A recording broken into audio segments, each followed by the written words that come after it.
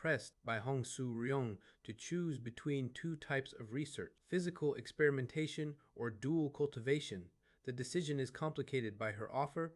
Help her, and she'll share the enlightenment necessary to reach the heavenly being stage. Recognizing the value of experiencing this insight firsthand, the protagonist agrees. That night, Hong Su Ryong uses her unorthodox methods to impart the sensation and understanding required for the breakthrough, demonstrating that true enlightenment for the heavenly being stage is not just intellectual, but experiential, and, in her words, madness is essential. As cultivators approach the heavenly being stage, they risk losing their humanity, their personalities eroding as their internal world fuses with the nature of heaven and earth. To resist this dissolution, they must embrace a kind of madness, an all-consuming obsession or passion that anchors their identity. The next day, the protagonist reflects on this and realizes the need to find something to be mad about, something to protect his sense of self. He then turns his attention to Jeon Myung-hoon's training. With approval from both Jeon's master and the sect leader, he begins a brutal new regimen, chasing Jeon around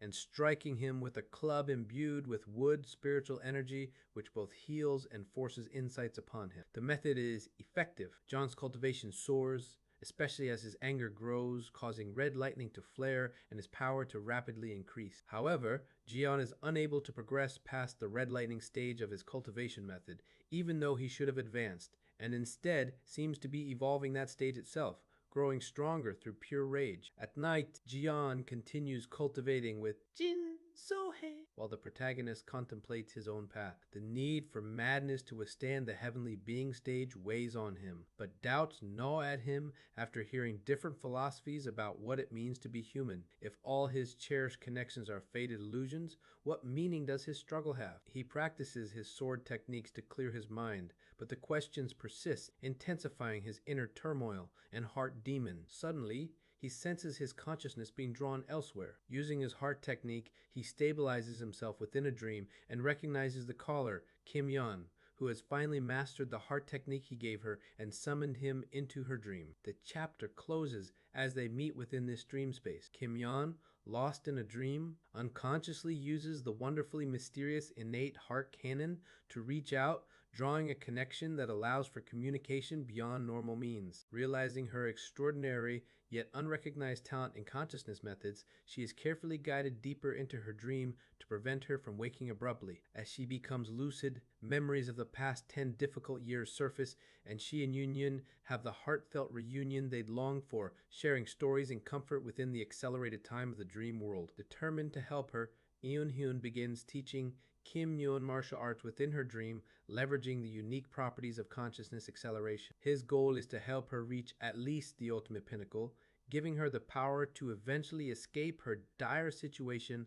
with the Mad Lord. Over the course of a year, Kim Yeon progresses rapidly in martial arts under his guidance, her background in manipulating countless puppets translating into skillful mastery of her own body. Meanwhile, in reality, In Hyun continues to train Jeon Myung-hoon, who demonstrates astonishing progress, reaching the 4th constellation of the Chi building stage in just a year, despite not yet having access to the vermilion, lightning-quaking scripture. Yun's demanding teaching methods push Jin Myung-hoon toward greater strength and tenacity, with the hope that he will someday surpass each cultivation threshold and become strong enough to challenge even Yoon himself. Yet, while those around him grow rapidly, Yoon remains troubled by the riddle of his own heart demon and the deeper question of what truly defines a human, haunted by words from a true immortal. This existential uncertainty lingers as he reflects on the connections he's formed in this world. As he instructs Jeon Myung-hoon one day,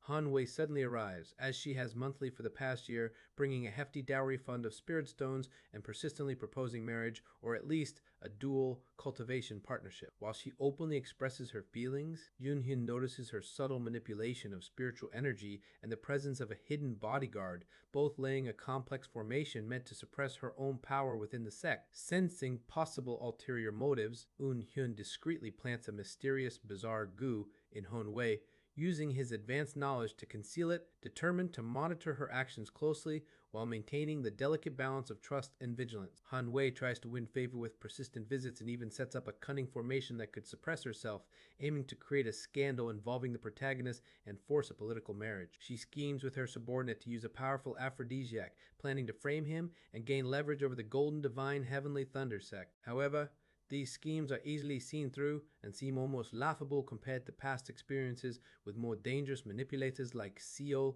Hueol. While contemplating how to respond, the protagonist is suddenly struck by Zhou Myung-hoon, who somehow lands a blow despite the overwhelming difference in their abilities. Surprised, the protagonist questions Jeon Myung-hoon and learns that he received guidance from Hong Fan, who had observed and deduced the essence of the protagonist's martial arts simply by watching him. This revelation brings a moment of clarity and gratitude as the protagonist realizes that everyone, even a centipede spirit like Hong Fan, has something to teach, and meaning can be found everywhere, no matter how insignificant it might seem. With this enlightenment, the protagonist draws his sword and enters a trance, contemplating the true meaning and heart behind his martial arts. He recalls advice about imposing one's ideal on the world and understands that the meaning of his martial arts is the meaning he himself assigns. Energized by this realization, he unleashes a powerful sword strike that shakes the landscape, drawing attention from far-off elders and causing natural phenomena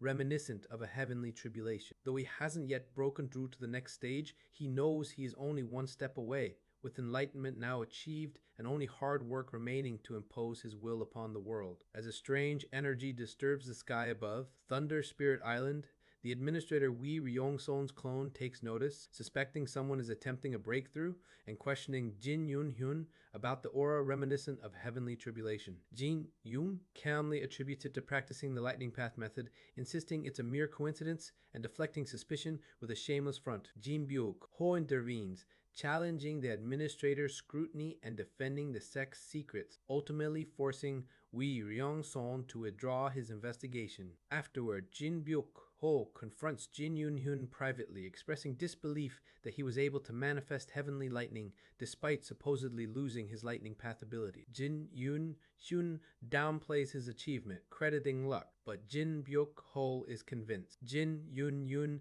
is destined for greatness and urges him not to delay his own ascension for Jeon Myung-hoon's sake. Jin Yung remains modest, insisting on supporting fellow disciples, and then seeks out Jeon Myung-hoon. Later, he summons Hong Fan, the centipede demon beast, to discuss the guidance Hong Fan gave Jeon Myung-hoon. Hong Fan had cleverly adapted Jin Eun-hoon's own movement technique for Jeon Myung-hoon, impressing Jin Eun-hoon with his insight and prompting him to offer martial arts instruction to Hong Fan as well. Jin Yun chooses the fighting monster hidden weapon technique, perfectly suited to Hong Fan's nature, and begins teaching him while continuing to train Jeon Myung-hoon and Kim Yeon. Time passes in this routine until a cloudy, windy day arrives when Jin Eun-hyun waits outside the sect's territory for a meeting with Hun Wei. She attempts to persuade him into marriage or a dual cultivation partnership, but he politely refuses, even offering to return the spirit stone she gave him. Hun Wei,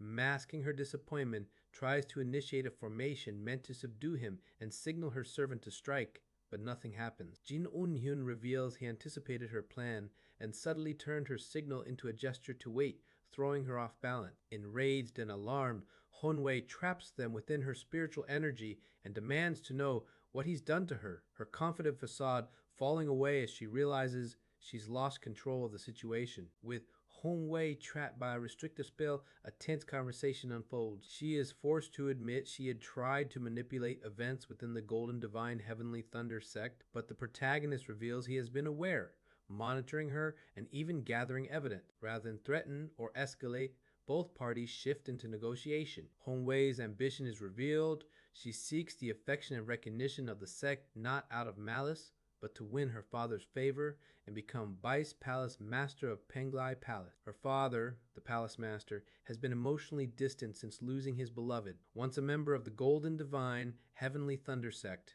40,000 years ago. Gaining the sect's favor, Hun Wei believes, will fulfill her ambitions and perhaps bring her closer to her father. Understanding her motives, the protagonist proposes a mutually beneficial arrangement, agreeing not to form alliances with her siblings and promising support, without resorting to marriage. Han Wei, satisfied with this alliance, departs. The protagonist is relieved, finally free to focus on his cultivation. A decade passes. In the realm of dreams, he continues to train Kim Yeon, who, despite her grim real-world circumstances, has grown more skilled and joyful, her progress in martial arts and internal energy now apparent. He has created a unique martial art for her, the paired wing dance, designed both for continuous flow and to counter dangerous enemies. Through repeated cycles, Kim Yeon's strength and confidence grow, and the protagonist finds solace in her progress. Meanwhile, he reflects on the notion of fate and what it means to be non-human, wrestling with philosophical barriers left by Yang Sujin's teachings. He searches for a way to escape the puppet strings of destiny,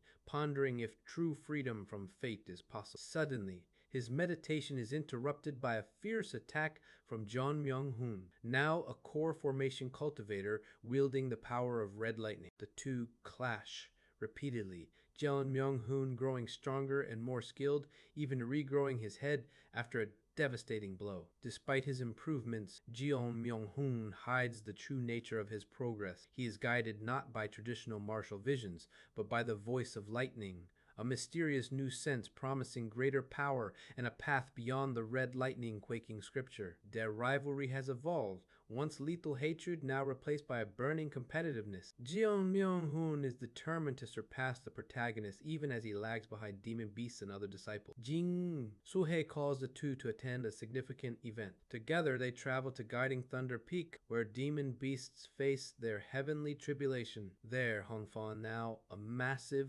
formidable presence, prepares to attempt his transformation into the nascent soul stage. The stage is set for another great trial, as those gathered witness the next step in Hong Fan's cultivation journey. As Hong Fan prepares to ascend to the transformation stage, the group gathers to assist and protect him during this critical breakthrough. The difference between the demon race's transformation stage and the human nascent soul stage is highlighted, with Hong Fan's achievement attributed to both his own innate talent and the dedicated guidance he's received. Timing is considered, and with celestial energies aligning favorably, Hong Fan begins his attempt under the watchful eyes of his master and several close allies from the Golden Divine Heavenly Thunder sect. Hong Su-ryong sets up a powerful lightning barrier to contain the poisonous energy released by Hong Fan's transformation, which melts the ground and creates a wasteland within the protective formation. As Hong Fan's consciousness contracts into his demon core, the heavens respond with a ferocious heavenly tribulation, far more intense than any the group has seen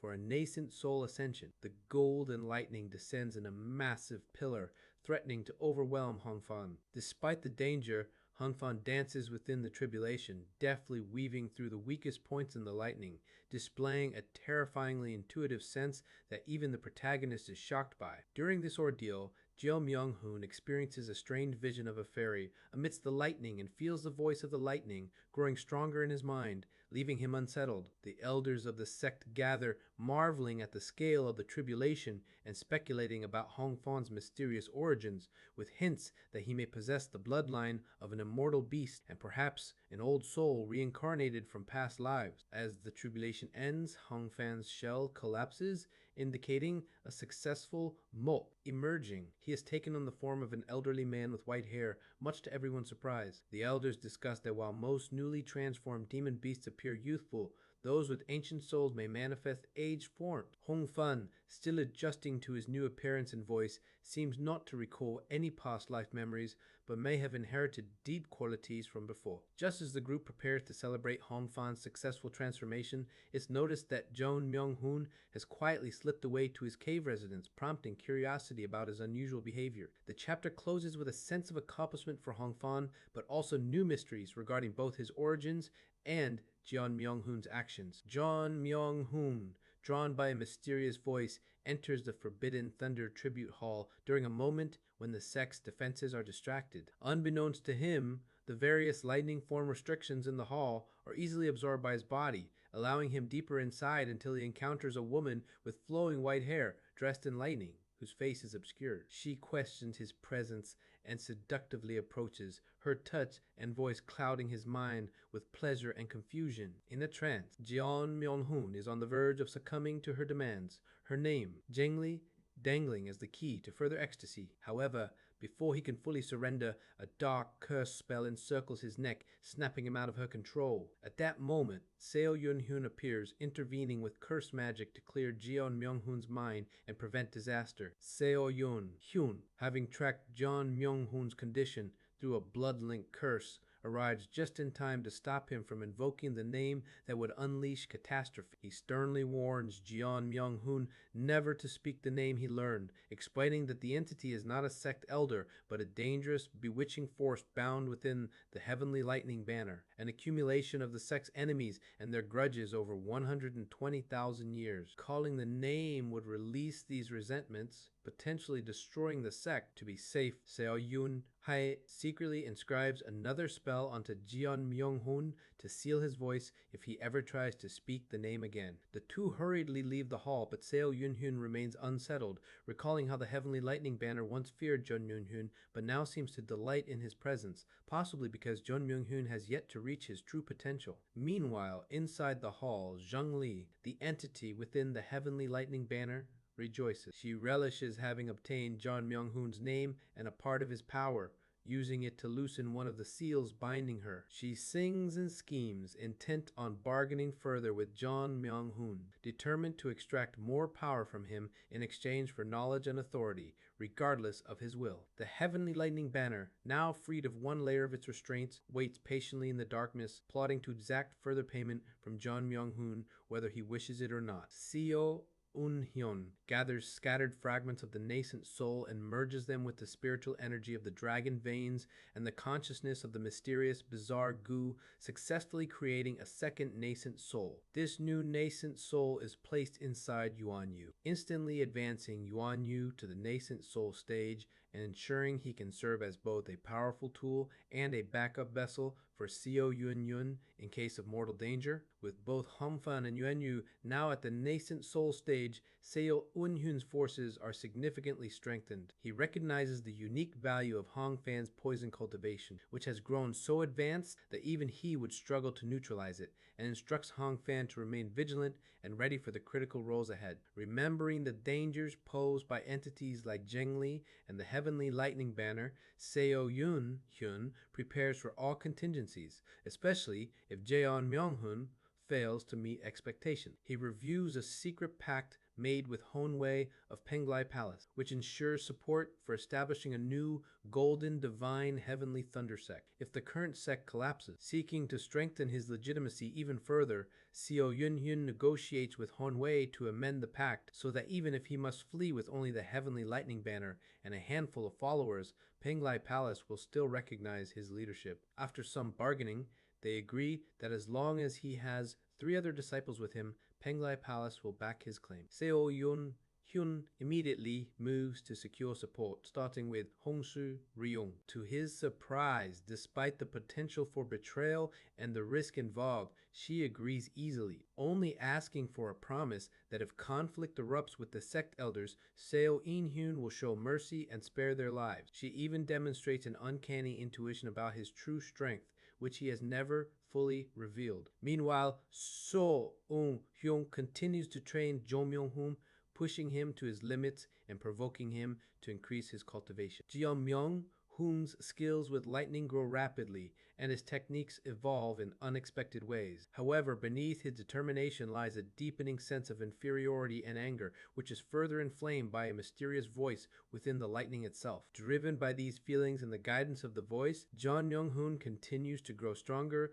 unknowingly following a path that may lead to unforeseen consequences. Kim Yan completes her grueling training under watchful eyes, while concern grows for the teacher who pushes his consciousness to the brink in pursuit of martial perfection. The exhaustion is evident, both in waking moments and even in dreams, where sword practice continues through the night. Using the wonderfully mysterious innate heart canon, consciousness is accelerated far beyond human limits, time itself slowing to a crawl as every drop of potential is wrung out in a desperate race against what feels like an ever-looming threat from above. Despite the agony brain burning, nascent soul at risk, and even relying on Yuan Yu to bear part of the burden, the sense remains that time is never enough. Martial arts practice becomes both body and mind, with severing mountain swordsmanship repeated tens of thousands of times in near standstill time. The club used for training, battered by relentless practice, reshapes itself into the perfect sword form. Yet, satisfaction is elusive. The next stage, beyond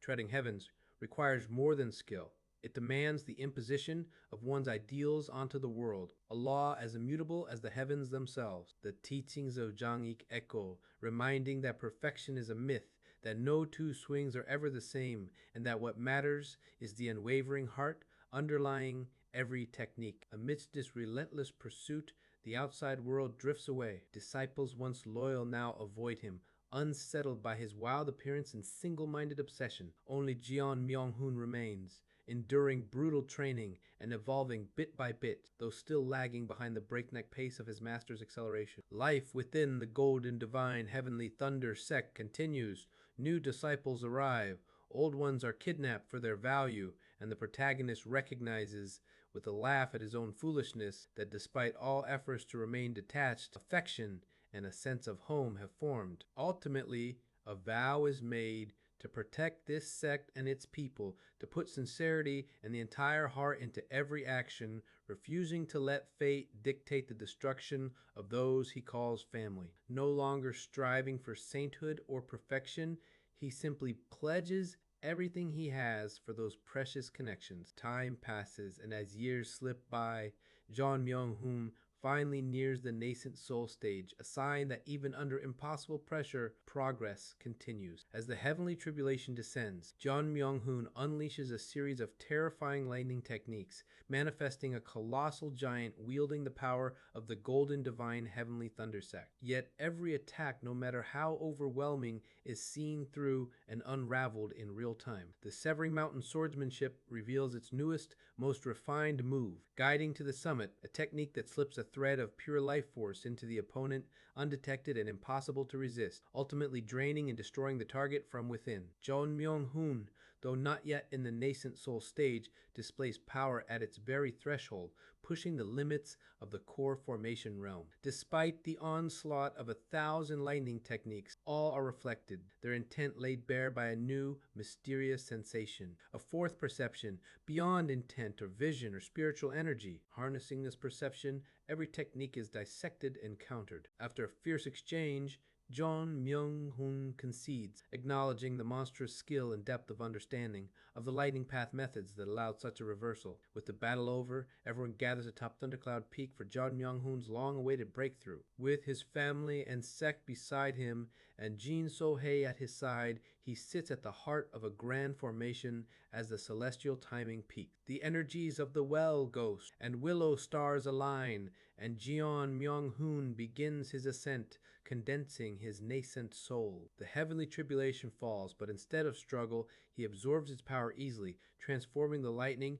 into spiritual energy and rapidly advancing. To him, the tribulation is not a threat, but a blessing, a source of strength that propels him forward, promising an unprecedented pace of cultivation. Yet, as the tribulation's power is absorbed and converted, a faint, unsettling sensation emerges. A thread of intent, briefly but unmistakably, connects John Myung-hoon to the Thunder Tribute Hall. Driven by wariness, the protagonist slips away from the celebration and heads to the hall, where a chilling encounter awaits. Within the Thunder Tribute Hall, a mysterious woman, Zhang Li, her face veiled by long white hair, awaits. Her mere presence ignites a wave of uncontrollable lust and desire, threatening to overwhelm thought and will. Desperate, the protagonist resists her temptations, recalling the tragic consequences of succumbing to such power in a previous life. As the woman's seductive power intensifies, stripping away his control and even his clothes, he makes a brutal, desperate decision to break free, mutilating himself in agony,